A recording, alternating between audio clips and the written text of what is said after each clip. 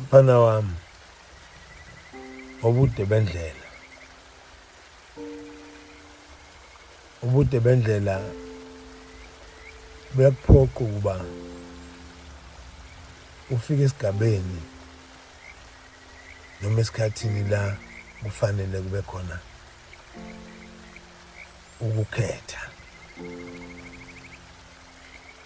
Uzohamba uhambe kube khona isigaba noma isimo la kufanele khona ukhethe. Ukukhetha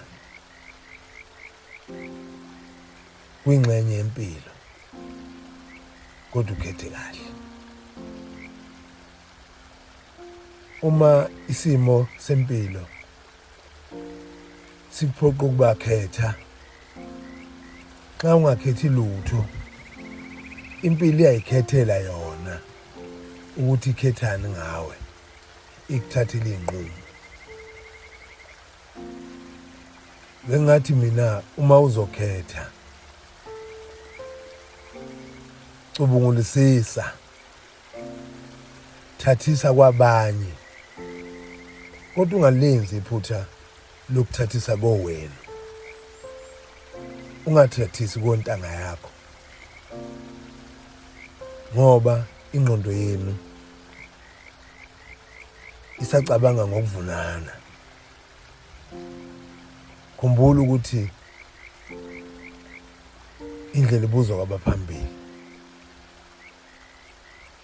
Phendla indlela noma kunzima, iphendla indlela yokusondela kuyihlo. Akekho umuntu okufanele azeseke ngokuthi akanababa. Bekhona abantu besigaba sikababa angasondela kubo. Ngisho unyoko uye uyihlo nxa ekukhulisa yedwa, musu kumbuka ngobulili, buka izenzo zakhe, ubone ukuthi yebo umama uye ubaba. Anisenazi ingqwele, anisenabo abane wenu okufanele banilawule, baniphoqe. Nithathe iy'nqumo ey'fanele, ngoba kukhona abanilolongayo, baniqwaqwade emaceleni, baqaqade ubugwegwe, ngoba buyingxenye yempilo, ikakhulukazi yengane. Uma ngathiwa angikhethe ukuba uwe namhlanje, maningi amaphutha engingawalungisa ngokukhetha. Impilo-ke ayibuyele emuva ingemqiqo, ihlabela phambili njengenayithi. Kulesi simo kuko konke ozokukhetha, noma ngabe kuhle noma ngabe kubi, kodwa kunomphumela. Wena okhethayo uyinayithi, thina njengomndeni wakho siwuhala. Akwenzeki uhala uhambe phambili, inayithi ize ngemuva. Inayithi yona evula indlela la kuzohamba khona uhala. Akwenzeki isipani samakalishi sibonakale kuzinqola phambili, iy'mbongolo ziza ngemuva. Ubuyokhetha kahle, ungaxhamazeli. Ubuyokhetha kahle uma ukukhetha kwakho kungancikile emzweni. Ubuyokhetha kahle uma ngaphambi kokuba ukhethe uxhumane nesidalwa esikulethe emhlabeni uxhumane nomveli nqangi okuyena mnikazi wakho konke okucelwayo. Ngiwuwe bengiyocela ukuhlakanipha njengensizwa ewuSolomon eBhayibhelini. Ngalokho ubuyokhetha kahle. Izimo ihambe zikuphoqa ukuthi yiba nomngani. Umngani uyayikhethela. Umngani kafani nomndeni nomliba wakho.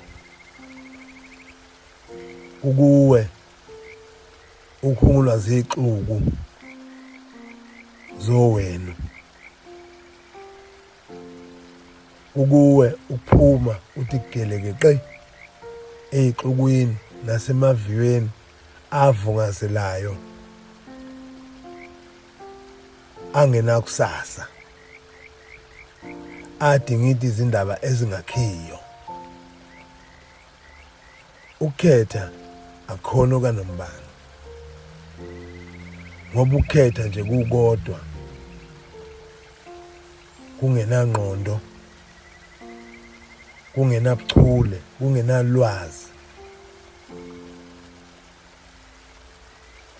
akunamphumela omuhle. Ey'ntweni ey'khethwayo akuzona zonke mfana wami ezinhle.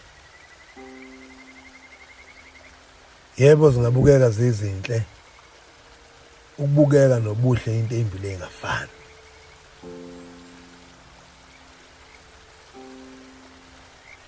Uma into uyibuka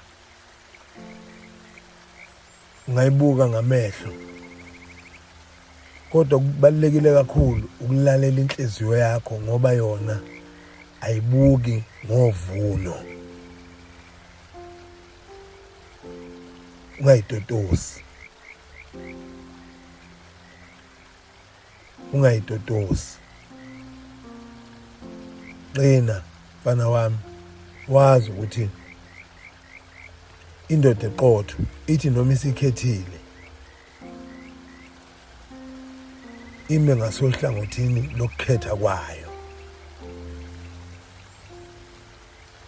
Uma isimo singeyikho lokhu uyayicabanga ukuthi siyikho, uma isimo siqagula ukuthi akusiyikho lokhu iyayikhetha iqambiso lokuguqula sona leso simo sibe ngesejwayelekileyo, noma ngayiso lesi iyayicabanga ukuthi kuyiso.